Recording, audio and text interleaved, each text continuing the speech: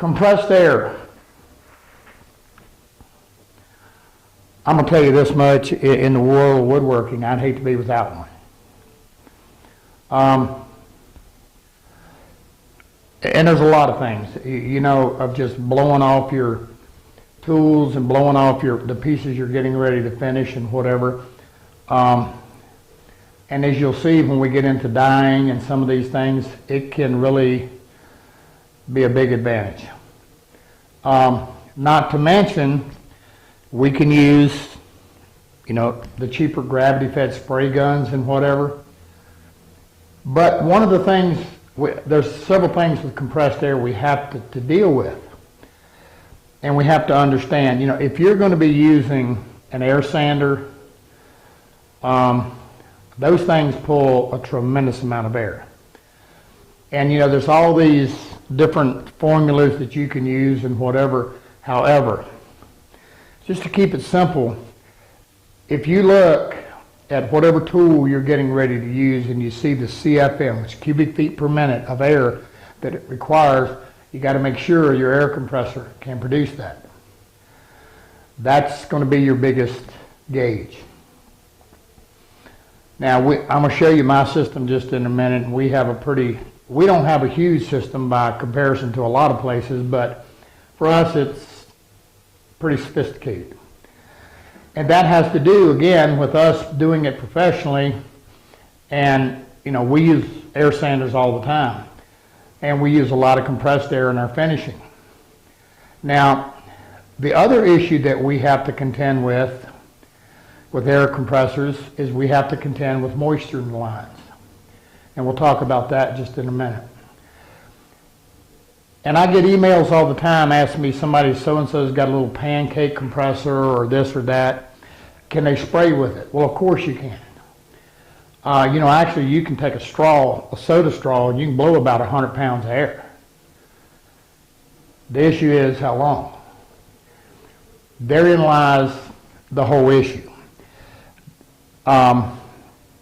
It's not so much, while horsepower and all that has a lot to do with it, storage is the big thing. Again, with compressed air, you're storing it. And, you know, if you're just going to be spraying and whatever, you know, you could probably get by with a little 2-horse, 20-gallon tank, as long as you're not doing anything big, major. And the issue there is that, you know, if you're going along and you're spraying a big piece and you lose pressure, then that's going to change the atomization of what you're doing. But on the other hand, if you're doing something small where you're spraying and stop and the compressor can recover, then you're okay with a smaller one. But for me, still that 2-horse, 20-gallon tank, that's kind of the bottom of it. I have a little I have a little small compressor at home, and I've got, it's a little 3.5 horse, and it's got a 30-gallon tank, I believe. And it'll spray most anything I want. You put an air sander to it, and you got just a couple minutes, and it's losing ground quick. But you know, again, the other thing with compressors is that, you know, you're going to have to wire it and you're going to have to run lines and all for it, and we'll look at that. But I wanted to show you something and explain a little bit about the moisture. Typically, when air enters a compressor, you know, it's nothing more than an engine, really. I mean, you know, the air is pulled in, compressed, and pushed into the tank. But in that process, it builds up a good bit of heat. Averages about 240 degrees when that air is going in that tank. And air has moisture, humidity. You know, if you're in Arizona, you're going to get less moisture than if you're in Florida, Georgia, whatever. And that said, I mean, if we can tell a lot of how much moisture we get out of our air compressor just based upon if we've had a couple days rain. Anytime the humidity is higher, more moisture. One of the biggest mistakes people make is they're insistent that on draining this tank is going to take care of the moisture in the air. That's not the case at all. In reality, that moisture, that water that's in that tank, it's already condensed. It's in the tank.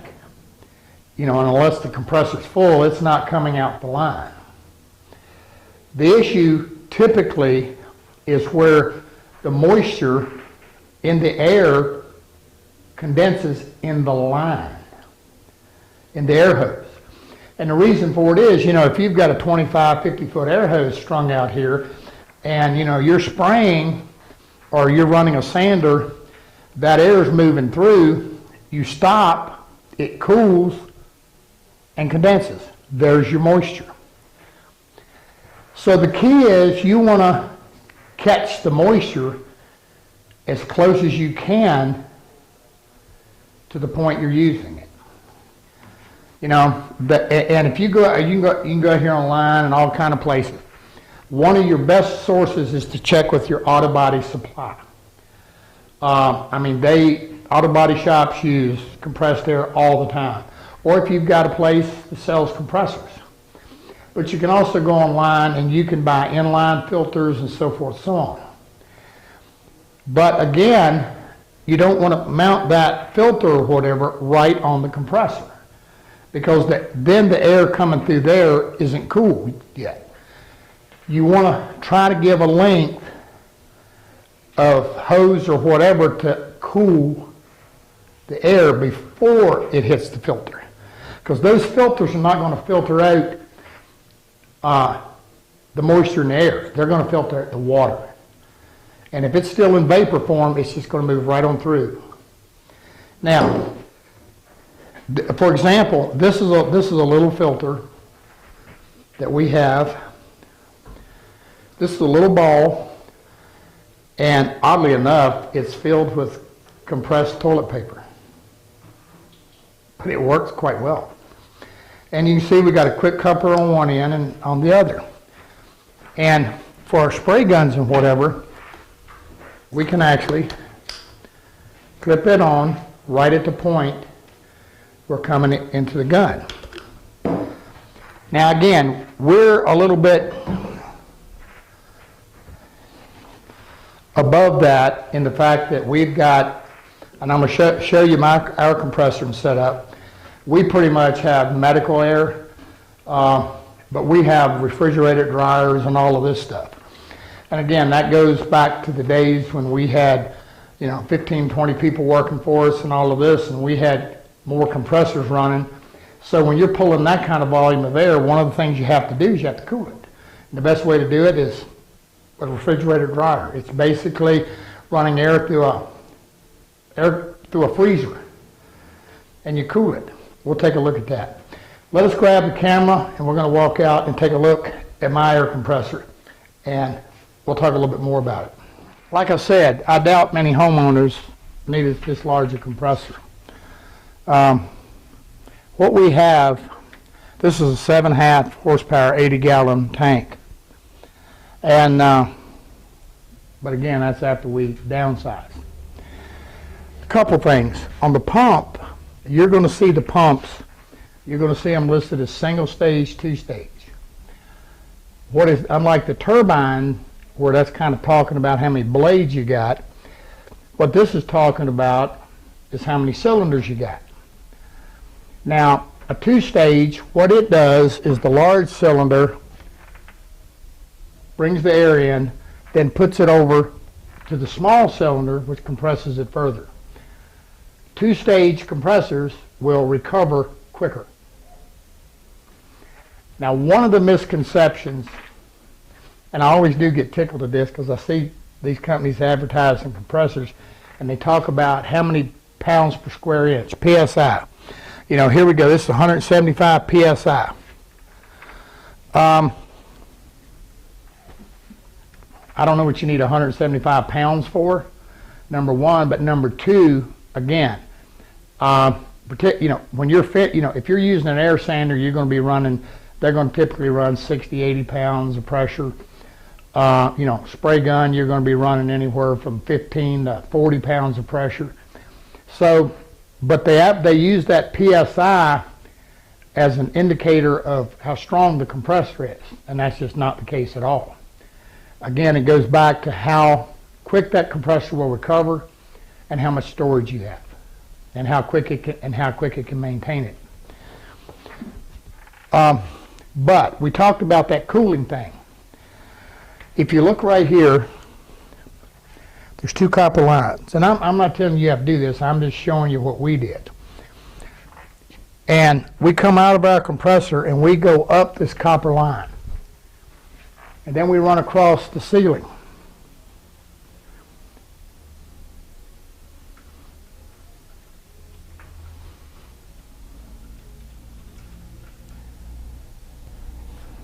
Then we turn, we come back, and we go through the wall.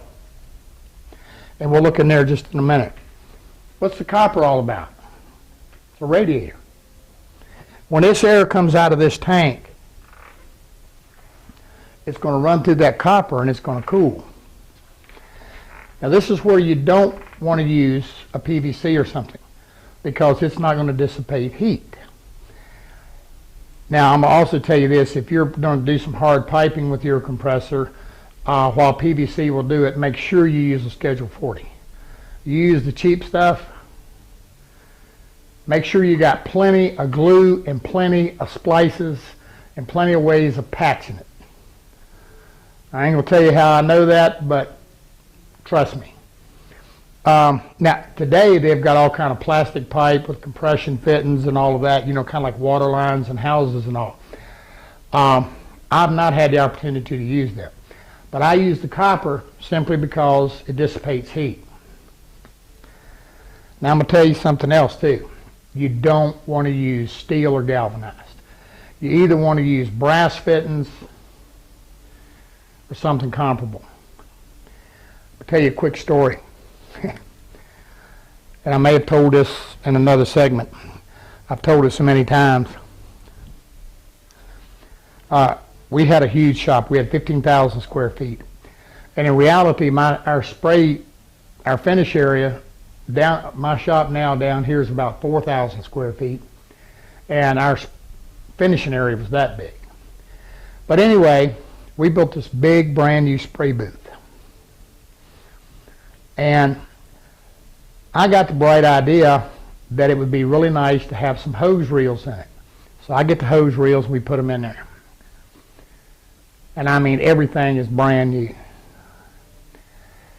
First week or so did fine.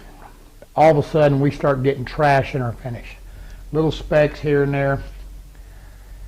We could not find it. We could not fix it. We changed filters. We did everything you can humanly think of. We had experts come in. We could not stop the trash in the finish.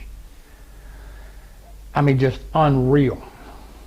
Just little teeny specks.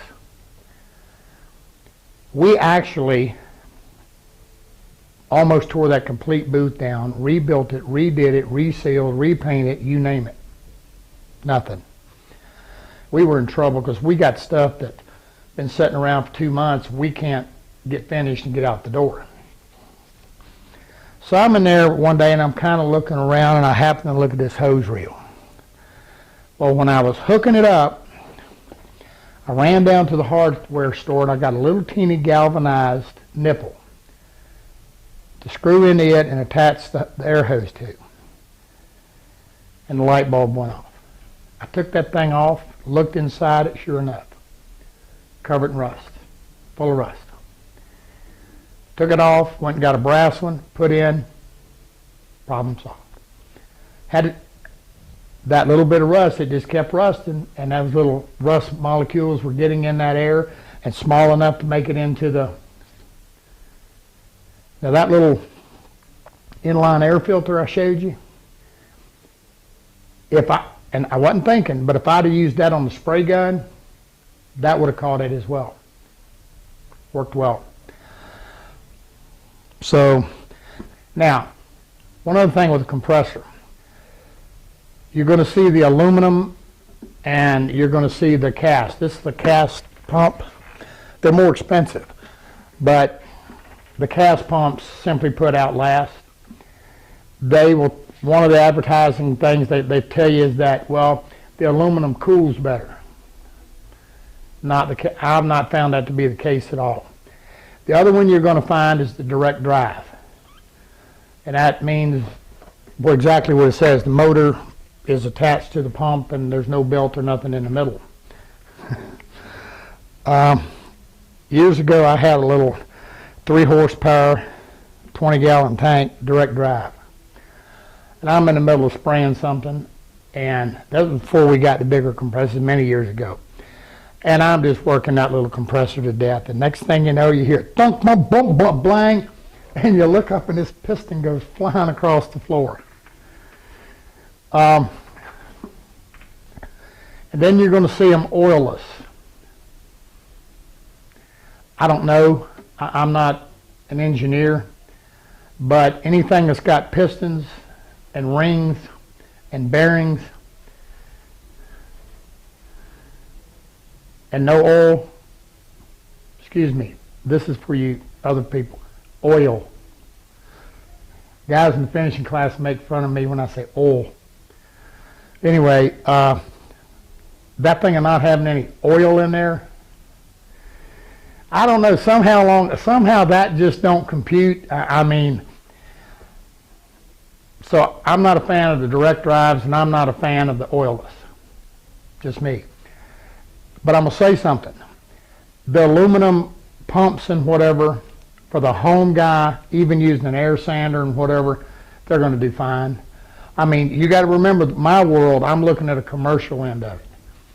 But I'm going to tell you what, this compressor is 12, 13 years old. And it's run constant. I mean, it's just worked and worked and worked and worked and just keeps on working. So the cast pump, the belt driven, that's my choice. All right, we're going to go inside here and I'm going to show you my filtration system and we'll talk a little bit about that.